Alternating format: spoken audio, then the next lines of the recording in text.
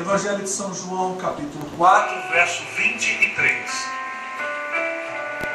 e versículo 24. Aleluia. Louvado seja o nome de Jesus. Quem achou, diga amém. Amém. Eu peço agora a sua inteira atenção à palavra de Deus. Amém. Evite ir no banheiro, beber água. Celular agora, pode ter certeza que Deus não vai falar com você no celular. E se você quiser falar com alguém através do celular, não faça isso aqui dentro. Amém? Em nome de Jesus. Que você receba 100% do que Deus tem para você aqui nessa noite. Amém, queridos? Diz assim a palavra do Rei: mas a hora vem, e agora é, em que os verdadeiros adoradores adorarão o Pai em espírito e em verdade. Digam comigo: em espírito e em verdade. Olhe para uma pessoa à sua direita ou à sua esquerda e diga: em espírito e em verdade. Olhe para a pessoa do outro lado e diga: em espírito e em verdade. Olhe para o pastor e diga: em espírito e em verdade. Porque o Pai procura tais que assim o adorem. Deus é espírito, e importa que os que o adorem em espírito e em verdade. Feche seus olhos agora e vamos falar com Ele. Glorioso Deus, aqui está, Senhor, a Tua santa palavra que será ministrada nessa noite. Senhor, com tudo que o Senhor já fez nesse lugar, já seria motivo para nós sairmos daqui felizes e alegres. Mas como eu sempre aprendi, quando nós pensamos que tudo está bom, o Senhor nos mostra que pode ficar ainda melhor. E eu tenho certeza que o Senhor tem uma palavra direcionada ao coração de cada um de nós aqui hoje. Fale conosco, não aquilo que queremos ouvir, mas aquilo que precisamos, porque estamos aqui para aprender do Senhor, que é manso e humilde de coração. Fala, Senhor, porque o teu servo ouve. É o que te pedimos, em nome do Senhor Jesus. Amém? Tome o seu assento em nome de Jesus. Aleluia. Amados, esse versículo é um versículo que me chama muito a atenção da cobrança de Jesus para conosco. Jesus, ele foi bem categórico nessa passagem. E ele diz aqui: mas a hora vem, e agora é, em que os verdadeiros adoradores adorarão ao Pai em espírito e em verdade. Pastor, por que em espírito e em verdade?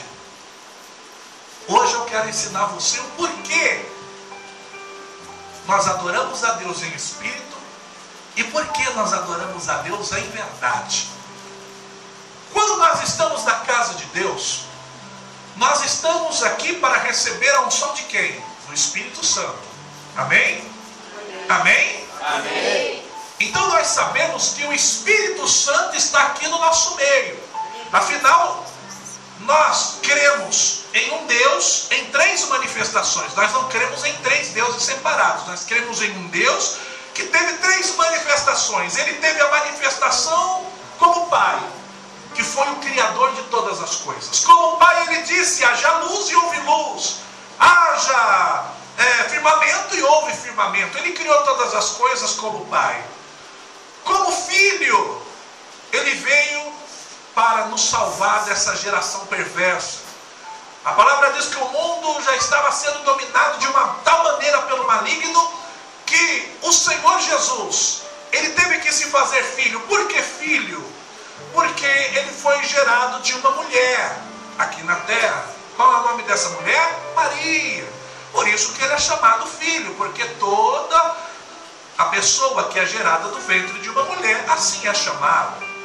E ele veio e cumpriu o seu papel, que foi abolir, que foi fazer com que a lei que estava trazendo destruição e mortes, viesse um novo ciclo, que é o ciclo da graça. Hoje nós erramos, mas temos a misericórdia do Senhor, que conforme diz Lamentações 3, versículo 22, é a causa de nós não sermos consumidos. Porque se nós estivéssemos na lei, a grande verdade é que todos nós estaríamos fulminados. Não estaríamos aqui, irmãos, hoje. Mas Deus se fez filho e morreu por nós na cruz do Calvário. E depois que ele morreu aqui na terra, ele deixou o seu Espírito Santo. O Espírito Santo nós não vemos, mas nós cremos. É por isso que Jesus diz: bem-aventurado aquele que não viu e creu. Porque você não está vendo o Senhor Jesus em carne e osso aqui, como as pessoas da época em que Jesus veio, elas tiveram esse privilégio. Nós não tivemos esse privilégio, mas nós podemos sentir a sua santa presença. E olha que a presença de Deus, irmãos, o que ela tem feito no nosso meio? São curas, são milagres, são demônios sendo expulsos e coisas extraordinárias acontecendo. Então, quando nós adoramos a Deus em espírito, isso quer dizer que para a pessoa adorar a Deus em espírito, ela precisa estar cheia da graça de Deus. Porque se ela não estiver cheia da graça de Deus, ela não vai conseguir adorar a Deus. Essa é a grande verdade. E quando nós chegamos na igreja, por mais que a gente chegue cansado, sobrecarregado, aqui nós somos tomados de uma unção tão gloriosa. É por isso que a Bíblia diz que na presença dele, ou seja, na presença do Espírito Santo, até a tristeza se converte em alegria. Isso quer dizer o que, irmãos? Que quando nós estamos na casa de Deus, não tem como eu chegar na casa de Deus e não conseguir adorar a Ele. Porque se eu sair daqui e dizer, eu não consegui adorar o meu Deus, você está dizendo, eu não senti a presença do meu Deus. E é praticamente impossível, meu irmão, a pessoa chegar na casa de Deus, cheia do calor de Deus, cheia de receber algo de Deus, e não conseguir adorar a Deus. É impossível. Agora, adorar a Deus em espírito é fácil. Porque dentro da casa de Deus, é fácil fazer isso. Agora, a grande questão é quando entra adorar a Deus em verdade. Diga comigo, adorar a Deus. Em verdade. Aí entra o grande desafio na vida dos cristãos. Porque adorar a Deus em espírito no santuário dele, irmãos, aqui é fácil. Aqui a coisa mais fácil que tem é você se adorar a Deus. Você pode chegar triste, algo já vem, um louvor já vem, alguém já vem com um abraço, com um sorriso, você já sente a presença de Deus e daqui a pouco você já está louvando, já está se alegrando. Isso é adorar a Deus em espírito. Agora, adorar a Deus em verdade, irmãos, aí já envolve muita coisa. Porque quando nós falamos de adorar a Deus em verdade, aí nós tiramos esse ambiente que nós estamos, nós tiramos as pessoas desse ambiente e nós nos colocamos num outro ambiente. Que ambiente é esse? Pode ser a sua casa, pode ser o seu local de trabalho, pode ser, jovem, a sua escola, pode ser a rua da sua casa. E a grande verdade é que lá fora você não vai ver todas as pessoas como nós estamos vendo aqui, no mesmo pensamento. Quantos vieram adorar o nome de Jesus? Levante a mão e dá um brado de glória aí. Ó. Glória a Deus! Olha aí que bênção. Estão todos no mesmo pensamento. Agora lá fora é diferente. Porque lá fora nós iremos ver filhos da luz, mas lá também iremos ver filhos das trevas. E quem são os filhos das trevas? Aqueles que não querem saber do Evangelho. Aqueles que preferem crucificar a Cristo e soltar Barrabás. Estes são aqueles que não querem um pacto com Deus, mas aqueles que querem seguir a vida do seu próprio jeito, fazendo as coisas da maneira que lhes convém. Essas pessoas, como todos nós sabemos, lá na frente, elas vão sofrer muito por isso. Mas nós, que hoje somos conhecidos por ser representantes de Deus, testemunhas dele e adoradores dele, nós precisamos prestar muita atenção para que a nossa oração e para que a nossa oração, ou melhor, para que a nossa adoração e a nossa oração não sejam corrompidas. É muito muito fácil adorar a Deus em espírito, irmãos. Mas adorar a Deus em verdade é algo para poucos. Como que eu vou adorar a Deus se eu perder o emprego? Como que eu vou adorar a Deus se a minha casa está um pé de guerra? Como que eu vou adorar a Deus se aquela pessoa que eu gosto tanto está longe de mim? Como que eu vou adorar a Deus se eu sou perseguido no meu trabalho, se eu sou humilhado, se eu sou tratado muitas vezes como ninguém?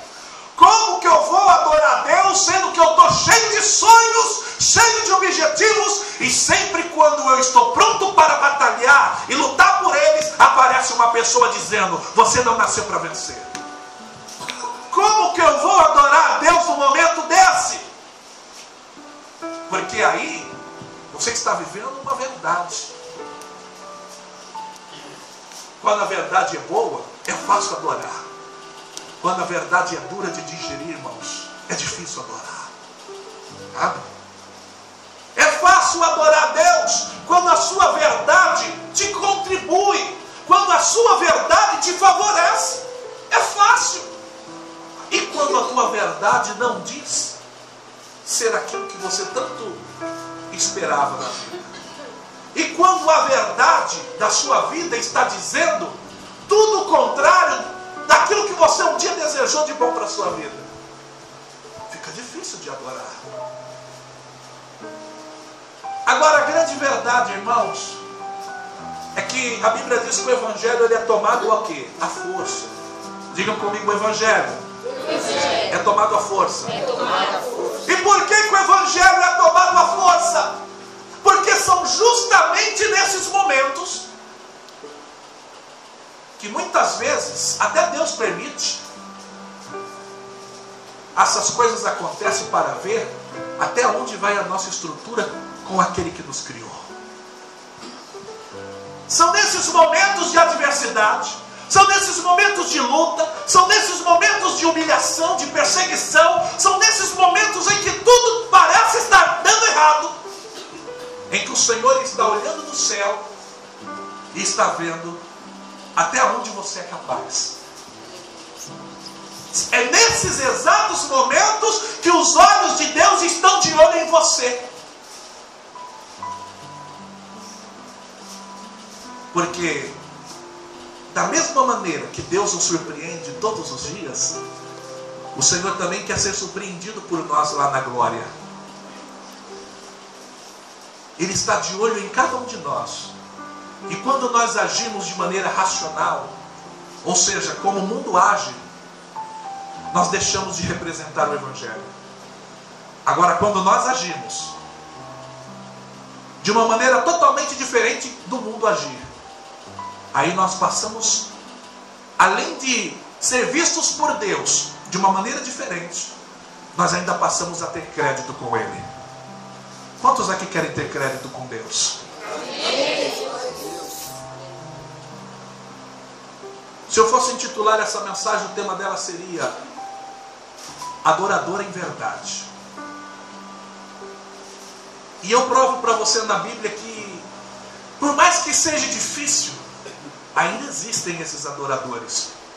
E eu quero que você saia daqui motivado. Eu quero que você saia daqui hoje compreendendo que, independente da situação da tua vida, você nunca pode deixar de uma coisa: você nunca pode deixar de ser um adorador. Aquele que adora ao Pai em espírito e em verdade.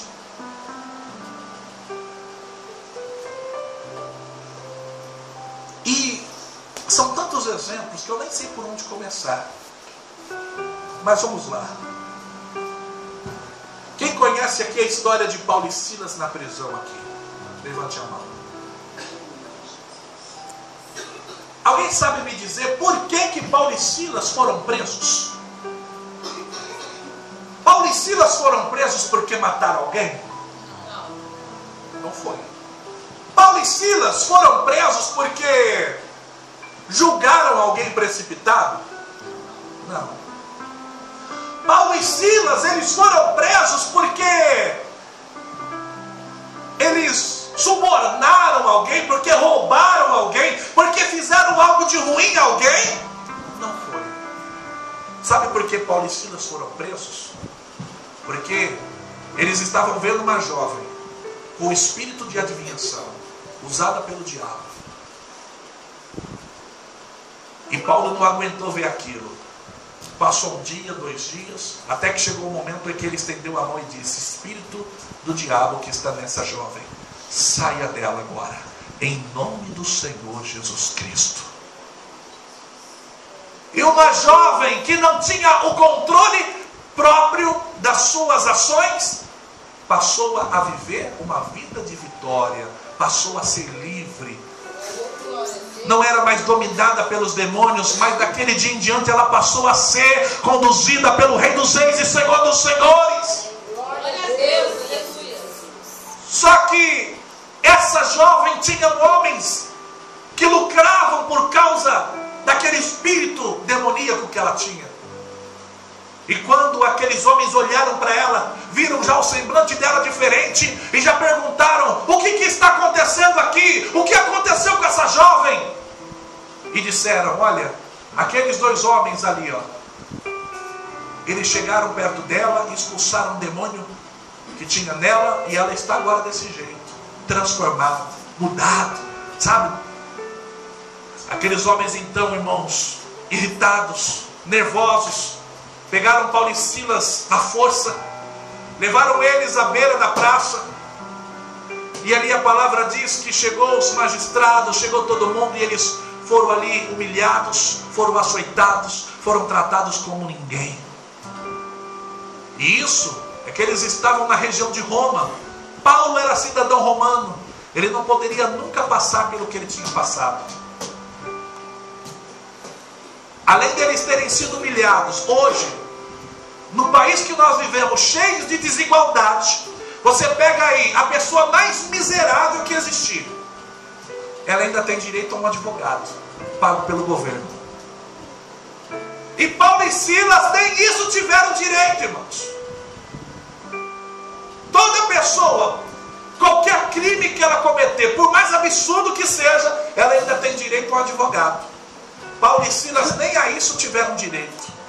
Além deles serem humilhados, açoitados e tratados como ninguém, como um lixo, ainda foram levados para a prisão de mais alta segurança. Prenderam as mãos deles, prenderam os pés deles, e ali eles ficaram, os 2, presos ali. Agora eu quero a sua sinceridade. Se você estivesse numa situação dessa, o que você faria? A grande verdade, irmãos, é que a grande maioria das pessoas, eu não vou dizer todas, mas a grande maioria, agiria assim: Senhor, por que eu estou aqui nessa prisão? Senhor, eu não fiz nada de errado. Eu fui lá, eu expulsei o demônio que estava naquela jovem, eu fiz tudo certo. E o Senhor permitiu de eu apanhar, o Senhor permitiu de eu passar essa humilhação terrível. Não, Senhor, eu não vou mais pregar o teu evangelho. Desse jeito para mim não dá. Porque eu não nasci para ser humilhado, eu não nasci para sofrer, eu não nasci para viver essa luta. Não, Senhor, isso para mim não dá. Se eu tivesse feito algo errado, tudo bem, mas eu não fiz nada de errado. Eu estou aqui. Eu fiz o que o Senhor mandou eu fazer. Para ser humilhado desse jeito? Para ficar com as minhas mãos presas, os meus pés presos? Não, Senhor, desse jeito não dá. Pode ter certeza que grande maioria teria feito isso, irmãos. Porque é isso que a gente tem visto nos dias de hoje. Tem cidadão que enfrenta humilhação no trabalho, irmão. Coisa terrível. Ele não sai. Ele está lá. Ele não sai de lá. Ali, né? Ele enfrenta a luta, ele enfrenta o que for e está lá firme. Quando a gente recebe uma notícia ruim, eu lembro, por exemplo, quando eu morava em São Paulo, tinha uma época que não se cobrava estacionamento e começaram a cobrar estacionamento. O povo ficou revoltado, o povo ficou bravo. Sabe? Ligava a televisão, era notícia lá. Aí, colocou preço agora pra gente. Agora, além da gente ter que gastar um negócio que é caro, a gente ainda tem que pagar um estacionamento ainda. Só que pergunta quantos deixaram de ir para o shopping. Ninguém deixa de ir para o shopping. Continuam, vão lá, pagam lá, o absurdo que é, mas estão lá. E hoje o crente, qualquer coisinha, eu não vou para a igreja mais. Fulano olhou feio para mim, não vou para a igreja mais. Ah, o pastor falou algo, eu não gostei, não vou para a igreja mais. E Jesus fica olhando e dizendo, o que está acontecendo? Porque ninguém coloca mais o nome de Jesus. Uma coisa é você dizer, não Senhor, eu não estou gostando do que está acontecendo, o Senhor falou para mim uma coisa e não aconteceu, mas Deus, irmãos, Ele é fiel no que Ele fala. Tudo que Ele falou que ia fazer na tua vida, Ele tem feito. Você não pode se queixar disso. Você pode reclamar do fulano, lá do ciclano, mas de Deus não tem como, irmãos. A pessoa deixa a igreja por tanta coisinha, sabe? Que pra gente, irmãos, eu que nasci no berço evangélico, eu vejo hoje certas coisas que eu vou ser sincero, me entristece. Dá uma tristeza. E falo, Senhor, não foi esse evangelho que eu vivi, que eu aprendi. Não foi esse evangelho que eu aprendi. Sabe? Eu aprendi a viver um evangelho de compromisso, um evangelho de responsabilidade, um evangelho em que, sabe, em que o Senhor é prioridade sempre. Sabe, irmãos, Deus, Ele é prioridade na nossa vida. E quando todos esperaram Paulo e Silas reclamar, Paulo e Silas murmurar, né, questionar a Deus, porque hoje a gente vê tantas pessoas que querendo questionar a Deus, né, irmãos? A verdade é essa, né? Quem somos nós para querer questionar a Deus? Não somos ninguém, né? E olha que Deus tem feito tanta coisa boa por nós e muitas vezes nós não compreendemos. De repente Paulo olha para Silas, Silas olha para Paulo, e quando ninguém, afinal já era perto da meia-noite, diga comigo, perto da meia-noite. Perto da meia-noite. Irmãos, pensa comigo. Olha a verdade desses homens. Eles estavam praticamente com o corpo todo dolorido. Afinal, eles tinham apanhado a tarde inteira. Cheios de marcas nos braços, nas pernas. E de repente, um olha para o outro. Em plena noite, talvez mal conseguiam ver um ao outro. E de repente, do nada, esses homens começaram a cantar louvores a Deus, com o corpo cheio de dor, com as mãos e com os pés presos. E ali, a palavra diz que eles começaram a louvar. E os outros presos começaram a escutar. E quando chegou a meia-noite, o Senhor manifestou algo glorioso ali. As portas das prisões foram abertas. E ali eles tiveram a oportunidade de sair de lá. Mas você pensa que eles saíram dali? Não. Porque eu aprendi uma coisa, irmãos. Tem crente que ora assim, Senhor, me tira dessa luta, Senhor. Não, irmão, Deus não vai te tirar dessa luta. Não. Deus, Ele não tira ninguém de luta. Nós, como servos de Deus, precisamos transformar as nossas lutas em grandes milagres. Aleluia, Deus. Pastor, eu estou vivendo um momento difícil, pastor. Eu não sei mais o que eu faço. Ah, pastor, a minha vontade, o primeiro beco que eu achar, eu vou fugir. Não adianta fugir, irmão. Não adianta. Não adianta. Transforme a sua luta em milagre. Paulo e Silas poderiam ter saído daquela prisão, mas não saíram. Eles continuaram ali no mesmo lugar. Deus está dizendo hoje para crente, fique em Jerusalém, até que do alto você seja revestido de poder. Ah, pastor, o meu trabalho às vezes me dificulta. Deus vai colocar tudo no seu devido lugar. Se for para sair, Deus vai preparar. E se for para ficar, Ele vai permitir que você passe essa luta, vença ela e saia exaltado. Deus não vai permitir que você saia humilhado de lugar nenhum. Não, meu irmão. Deus hoje te trouxe aqui para dizer: Ele vai fazer com que você saia exaltado, honrado, por cima e não por baixo. Paulo e Silas começaram a louvar a Deus. As portas se abriram. O carcereiro estava dormindo. Daqui a pouco o carcereiro acordou, viu as portas abertas, se apavorou. E agora? O que nós vamos fazer? E de repente, irmãos, o carcereiro se desesperou de um tal ponto, porque se ele deixasse alguém fugir, ele pagava com a vida dele. Ele pegou a espada, ele falou: não, alguém com certeza fugiu, eu vou me matar. Ele pegou a espada e quando ele foi cruzado em seu corpo, ele escuta Paulo e Silas dizer: não faças nada, todos nós estamos aqui. Todos nós estamos aqui. Aleluia! Adorador por excelência, meu irmão. Adorador por excelência não é aquele que foge da luta, é aquele que enfrenta ela. Glória a Deus, aleluia. Esse é o adorador por excelência. Enfrente a tua luta, meu irmão. Carrega a tua cruz. Jesus disse: vinde a mim os cansados e sobrecarregados, e eu vos aliviarei. Toma a tua cruz, siga-me. Olhe para a tua cruz, meu irmão. Carregue ela. Não tenha medo. Deus não vai dar um fardo que você não possa suportar. Se você está vivendo isso, é porque você pode suportar. Vá lá, vença. Mostre para o teu adversário que Deus é contigo. Mostre para o problema o tamanho do teu Deus. O carcereiro então, vendo Paulo e Silas, se ajoelhou diante deles. Afinal, a fama de homem de Deus corre longe, irmãos. Dobrou o joelho diante de Paulo e Silas e disse: o que eu devo fazer para ser salvo? E ali Paulo olha para aquele homem junto com Silas e diz: crê no Senhor Jesus e será salvo tu e a tua casa. Oh, meu irmão.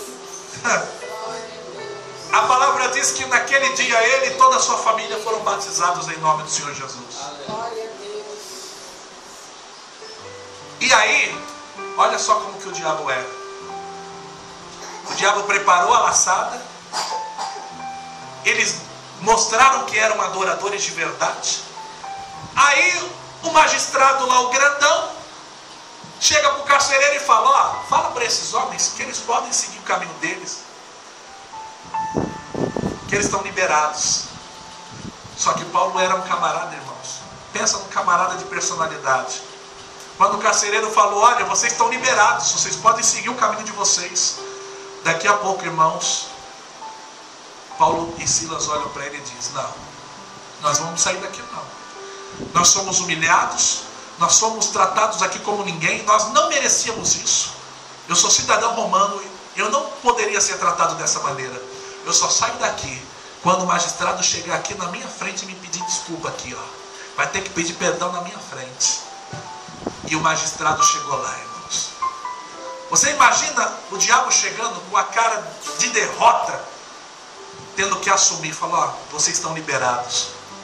Era a mesma coisa, irmão, que o diabo chegando e dizendo: olha, eu tentei destruir vocês, eu tentei tirar vocês do caminho, eu tentei tirar vocês do rumo, mas vocês mostraram que vocês são de Deus. Eu não tenho o que fazer mais com vocês. Vocês estão liberados. Sabe, irmãos, saíram por cima exaltados, porque mostraram na hora dura de suas verdades que é possível ser um verdadeiro adorador. Você está o mês inteiro na tua casa, você usa água, você usa luz, você usa o telefone, você usa a internet, não é uma bênção? Durante o mês inteiro, não é uma bênção? Você tem ali a sua internet, tem ali o seu computador, você tem ali a luz para você não ficar na escuridão, você tem a água para você beber à vontade. Aí quando chega na hora da conta, a pessoa começa a se desesperar. Mas na hora lá de gastar, na hora de utilizar, é difícil você ver alguém ali reclamar. Você não vai ver. Aí na hora que chega a conta, a pessoa, ai Senhor, tem misericórdia de mim. Não, meu irmão, a gente tem que mudar os nossos hábitos. Você tem que aprender a viver a verdade da sua vida. E nunca deixar de adorar a Deus. É por isso que lá em 1 Tessalonicenses, capítulo 5, tem um versículo que diz assim: em tudo dai graças, porque essa é a vontade de Deus para convosco.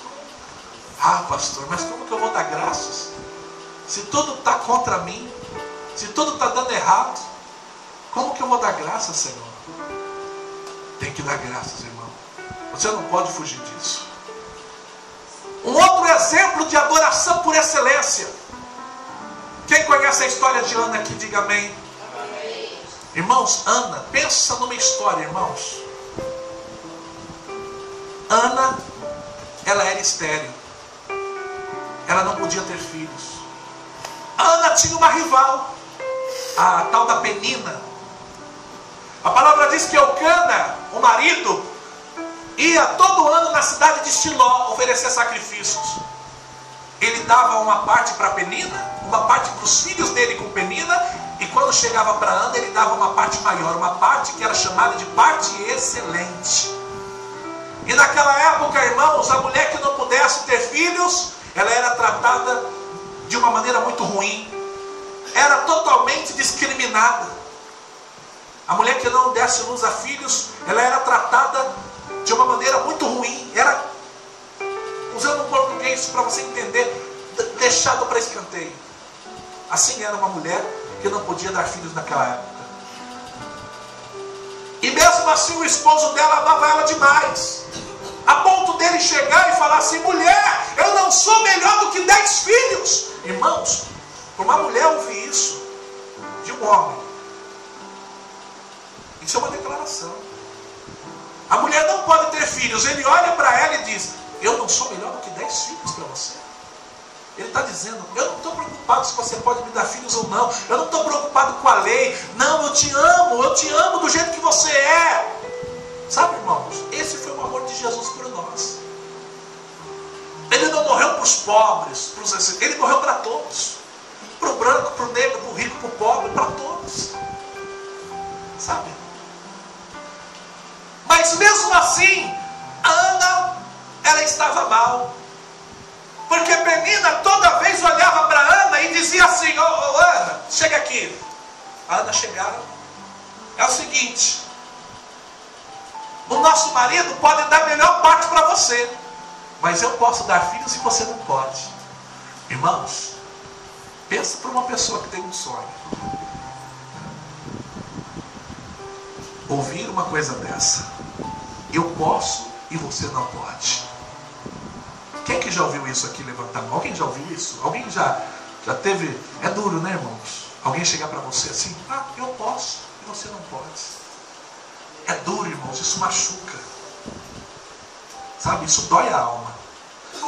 E a Bíblia diz que Ana estava muito triste. A tristeza, a agonia tomou conta dela. Ela ficou atribulada de espírito. Ela se isolou. É isso que acontece com as pessoas. Quando nada dá certo, quando tudo parece que não tem jeito, as pessoas se isolam de tudo. Assim aconteceu com Ana. Ela se isolou da festa que estava acontecendo, ela se isolou de tudo, e ela chegou num determinado lugar. E ali ela se sentou, e ali ela começou a falar com Deus. E ela disse: Senhor, se o Senhor me der um filho, varão, eu vou consagrá-lo ao Senhor. Será teu esse menino. Eu não vou passar navalha nele. Ele vai ser totalmente teu. Essa vai ser a maior alegria da minha vida. O sacerdote, enquanto ela clamava, ela não clamava em voz dizendo, ela clamava em pensamento, só que os lábios dela se moviam. E o sacerdote, que na época era o sacerdote Eli, olha para Ana, vê aquela situação e chega para ela de mansinho e diz: ô minha querida, está tudo bem contigo? Aparta-te desse vinho. Ou seja, ele disse para ela: você está embriagada, mulher, larga disso. Aí entra a segunda injustiça: você ser acusado por algo que você não fez. Tudo conspirava contra Ana, irmãos. Além da rival zombar dela, o próprio sacerdote. O sacerdote seria como pastor hoje. O sacerdote tinha autonomia de abençoar. Quando o sacerdote estendia a mão e dizia: receba a tua bênção, era uma festa geral. Os irmãos estão entendendo? Digam amém. Amém. Aí o que me acontece, meu irmão? Olha só. Ana não poderia ter chegado naquela hora? Ela não poderia ter falado um monte para o sacerdote? Mas quem é você para chegar em mim e dizer que eu estou embriagado? Eu estou aqui sofrendo, eu estou aqui padecendo, vivendo uma luta terrível, e o Senhor ainda chega para mim dizendo uma coisa dessa? Ah, pelo amor de Deus. Mas ali ela mostrou que ela era uma verdadeira adoradora. E ela soube viver a sua verdade. Tem crente, irmãos, que não é inteligente. A bênção está perto e ele consegue desperdiçar a bênção. Tem crente que o anjo está passando do lado, irmão, com uma bandeja de vitória, e tem crente que consegue desperdiçar tais bênçãos. Tem gente que consegue, irmãos. Tem gente que consegue. Só que Ana era inteligente. Ela sabia que, contudo, quem estava ali não era um homem qualquer. Quem estava ali era quem? O sacerdote. Aí entra um versículo que diz assim: a humildade procede à honra. Você não vai ouvir aqui na frente tudo o que você quer ouvir. Às vezes você não vai ouvir aqui na frente nada do que você quer ouvir. Porque aqui não é pastora Juleide, pastor Celso, pastor Lucas, bispo Juraci, não é ninguém. Aqui quem fala é Deus, irmãos. Glória a Deus. E se você não gostar, você vai ter que reclamar com ele, não é comigo não. Ana sabia que quem estava ali era o sacerdote. O sacerdote que ao mesmo tempo que chamou ela de, desculpa, vocês que chamou ela de bêbada, de embriagada, ele mesmo tinha poder de abençoar a vida dela. Olha que coisa, irmãos. Olha que destino. Daqui a pouco, a palavra diz que Ana olha para aquele homem, para o sacerdote, e diz: Senhor, eu não estou embriagada, eu estou atribulada de espírito. Ô Senhor, eu tenho um sonho. Só que aos meus olhos, humanamente falando, é praticamente impossível. Por isso que eu estou aqui nesse momento de grande sofrimento. Mas eu creio que Deus pode fazer algo por mim. Humildade, irmãos. Sabe? Você quer vitória para a tua vida? Tenha humildade. Não chegue de qualquer jeito diante de Deus, não. Não queira cobrar Deus das coisas, não. Não. Ele já deu o que ele tinha de melhor, ele já deu a vida dele, irmãos. Só isso, irmãos, já era motivo para a gente adorar a Deus e não precisar pedir absolutamente mais nada. Mas mesmo assim, ele ainda tem prazer em nos abençoar. Mesmo assim, ele ainda tem prazer em nos honrar. Olha que coisa maravilhosa, irmãos.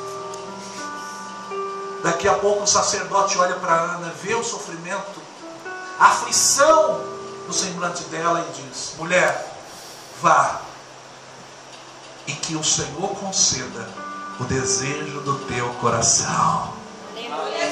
Aleluia. Aleluia. Agora tem crente, irmãos, tem crente que ele só agradece a Deus quando a bênção está na mão. Certo? Errado? No momento em que o sacerdote abençoou Ana, sabe o que Ana fez? Isso foi à noite. Ela passou a noite inteira adorando a Deus e dizendo: obrigado pelo meu milagre, Senhor. Obrigado pelo meu milagre, Senhor. Obrigado pelo meu milagre, Senhor. Obrigado pelo meu milagre, Senhor. Obrigado pelo meu milagre, Senhor. Aleluia. Glória a Deus. Bem-aventurado aquele que não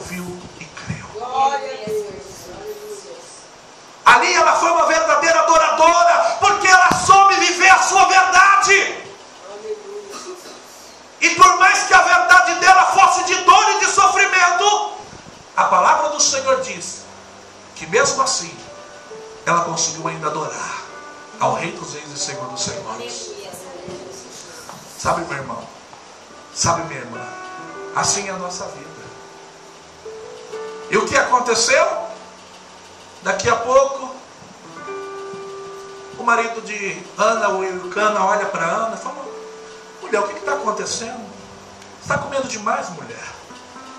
Alguma coisa está estranha com você? Você era mais enxuta, assim, não sei. Você deu uma engordadinha, o que está acontecendo contigo? E ela toda contente olha para ele e diz: hoje eu posso dizer para você que eu estou grávida. O Senhor ouviu a minha petição. O Senhor ouviu o meu clamor. Hoje eu posso dizer para você, meu marido, aqui está a minha bênção. A bênção está dentro do meu ventre.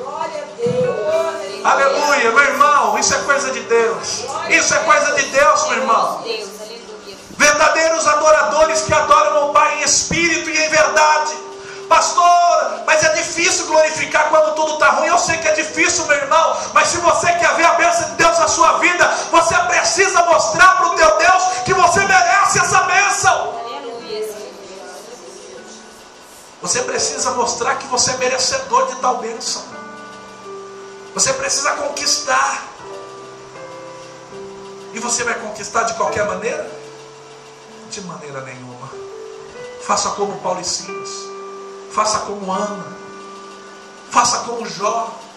E tantos outros, irmãos. E quando o diabo já estava fazendo festa, pensando: vai murmurar, vai reclamar, vai largar tudo, essas pessoas conseguiram adorar ao Rei dos Reis e Senhor dos Senhores. Adore ao teu Deus. Se tudo está difícil, adore ao Senhor. Mesmo se está difícil, dai a Ele o louvor. É assim que Deus quer ver o seu povo. Esteja preparado para tudo. E não esqueça de dar a Deus aquilo que lhe é de direito. O glória, o aleluia, o seu esforço, a sua determinação. Não deixe de dar isso para Deus, não. Quanto mais você adora a Deus, mais honrado você é nessa vida. E Deus hoje quer honrar pessoas aqui. Deus quer formar aqui verdadeiros adoradores. Ah, pastor, mas é difícil. Mas hoje você não vai sair daqui dizendo é difícil. Você vai sair daqui: Senhor, eu tudo posso naquele que me fortalece. Você vai olhar no espelho e você vai dizer: eu posso todas as coisas. Eu sou filho e sou filha do Rei. Eu vou dar a Deus o que lhe é de direito. Eu não vou abrir mão disso. Ele deu a vida dele por mim.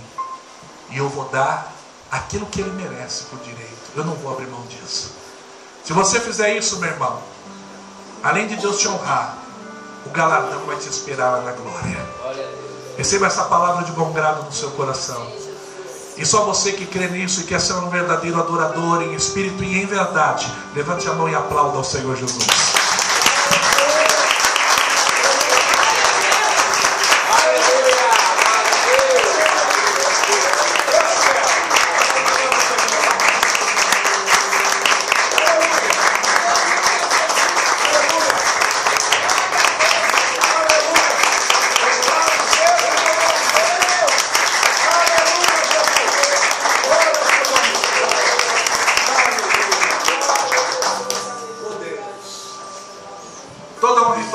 Seja dado ao Senhor Jesus. E que você receba nessa noite a bênção do Senhor na sua vida, em nome de Jesus. Amém? Amém. Vamos colocar de pé em nome de Jesus.